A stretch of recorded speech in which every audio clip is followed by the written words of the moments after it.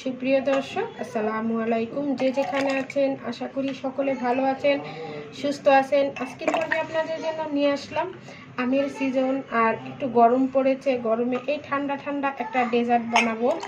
আর এই ডেজার্টটা না থাকলে মনে হয় না যে আম খাওয়াই হয় না। আমের সিজনে তো আমার ফ্যামিলির সবাই এই ডেজার্টটা খাবেই খাবে। এই যে দেখুন, তাই আমিও আপনাদের সাথে শেয়ার করলাম, কারণ আপনারা তো আম কম বেশি সকলেই খুব পছন্দ করেন। আম পছন্দ করে না এমন মানুষ নেই। আমার মতো সকলেই মনে হয় আম প্রেমী। তাই আম প্রেমী আপু ভাইয়াদের জন্য আজকের এই সাবুদানা আমের ডেজার্টটা একদম ছোট বাচ্চাও বানাতে পারবে। এই ডেজার্টটা সেম রেসিপি ফলো করে। এই যে দেখুন,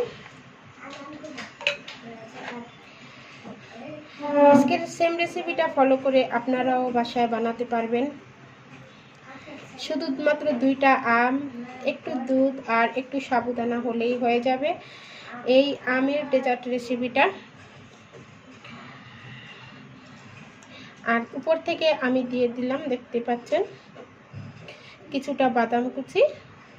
এই যে খুব সহজ একটা ডেজার্ট রেসিপি। আশা করি আপনাদের কাছে রেসিপিটা ভালো লাগবে। চলে গেলাম পুরো রেসিপি।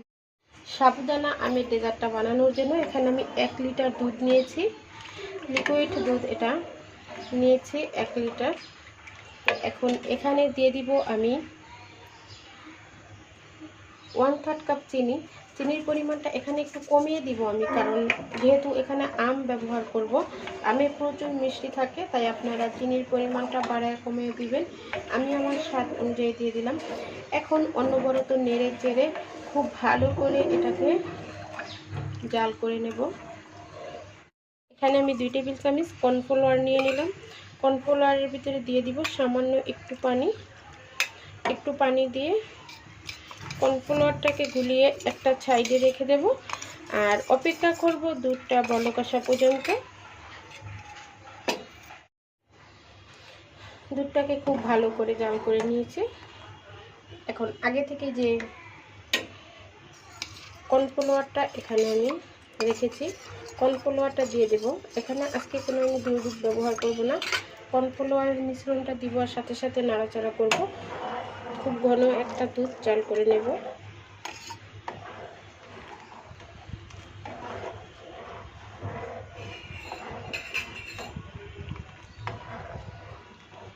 গরমের দিনে কিন্তু এই ঠান্ডা ঠান্ডা ডেজার্টটা খেতে খুব ভালো লাগে। এখন তো আমের সিজন, আপনারা এরকম একটা ডেজার্ট বানিয়ে নিতে পারবেন। এখন দুধটাকে খুব ভালো করে জাল করে আমি একটু ঘন করে চুলা থেকে নামিয়ে এটাকে ঠান্ডা করে নেব। দুধটা নামিয়ে এখানে আমি চুলায় পানি দিয়ে দিয়েছি। পানিটাও গরম হয়ে গেছে, দেখতে পাচ্ছেন। পানিটা যখন বলক আসবে তখন এখানে আমি দিয়ে দিব সাবুদানা। এখানে আমি 1/4 কাপ সাবুদানা নিয়েছি, দেখতে পাচ্ছেন।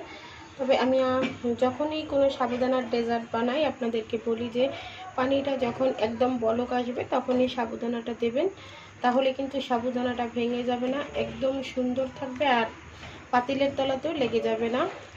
পানিটা আরেকটু বলক আসলে আমি সাবুদানাটা দিয়ে দেব। এই যে পানিটা বলক এসে গেছে, এখন আমি সাবুদানাটা দিয়ে দেব। দিয়ে একটু নেড়ে চেড়ে দেবো। এখন অপেক্ষা করব সাবুদানাটা খুব ভালো করে সেদ্ধ হওয়া পর্যন্ত। এখানে আমি বড় সাইজের 2টা পাকা আম নিয়েছি, দেখতে পাচ্ছেন।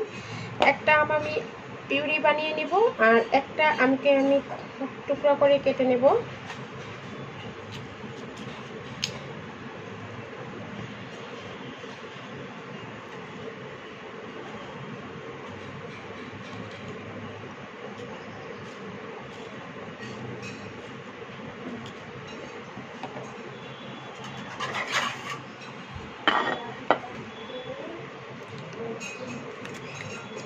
আপনারা আপনাদের পছন্দ মতো টুকরো করে কেটে নেবেন।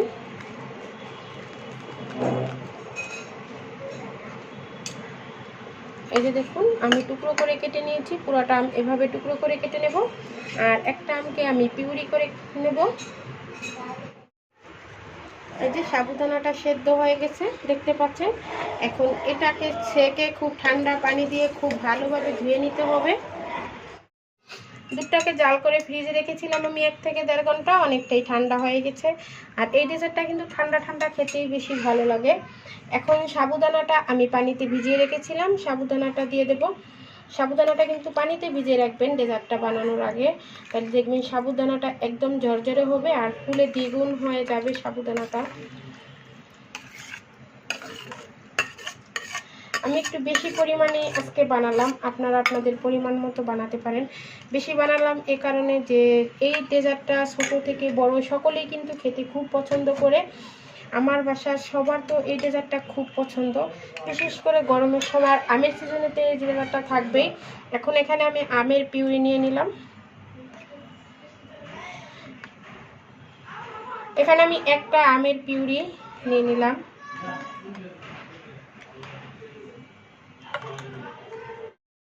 এই যে দেখুন আমের পিউরিটা দিয়ে দেওয়ার পরে ডেজার্টটা দেখতে কতটা সুন্দর হয়েছে দেখেই বুঝতে পারছেন। এখন এখানে আমি সেই কিউব করে কেটে রাখা ছোট ছোট আমের টুকরাগুলো দিয়ে দিব। অবশ্যই আমের টুকরাটা দেবেন, আমের টুকরাটা দিলে কিন্তু ডেজার্টটা খেতে ভালো লাগবে। খুব সহজ এই ডেজার্টটা বানানো। এখানে আপনারা চাইলে বিভিন্ন রকমের ড্রাই ফ্রুটসও ব্যবহার করতে পারেন, আবার আপেল দিতে পারেন, আনার দিতে পারেন। তবে আমার কাছে মনে হয় আমের সিজনে আমের ডেজার্টটাই খেতে কিন্তু বেটার। এখানে আমি কিছুটা কাঠবাদাম কেটে নিয়েছি, কাঠবাদামের টুকরোগুলো দিয়ে দিলাম। দিয়ে এই যে দেখুন এখন আমার ডেজার্টটা রেডি হয়ে গেছে। এখন পরিবেশন করলেই দেখবেন ঠান্ডা ঠান্ডা একটা ডেজার্ট। এই যে দেখুন রেডি হয়ে গেল আমার ঠান্ডা ঠান্ডা আমের ডেজার্টটা। দেখলেন তো কত সহজে বানিয়ে নিলাম। আশা করি আজকের রেসিপিটা আপনাদের কাছে ভালো লাগবে। যদি আমার রেসিপিটা আপনাদের কাছে ভালো লাগে তাহলে অনুরোধ রইল আমার ভিডিওটা একটু বেশি বেশি করে শেয়ার করার। আর যারা আমার চ্যানেলে নতুন তারা অবশ্যই আমার চ্যানেলটা সাবস্ক্রাইব করবেন, পাশে থাকা বেল আইকনটা ক্লিক করে নেবেন, তাহলে খুব সহজেই নোটিফিকেশন পেয়ে যাবেন। যদি রেসিপি ভালো লেগে থাকে তাহলে একটা লাইক দিয়ে দিবেন। আজকে এই পর্যন্তই, সবাই ভালো থাকবেন, সুস্থ থাকবেন, আল্লাহ হাফেজ।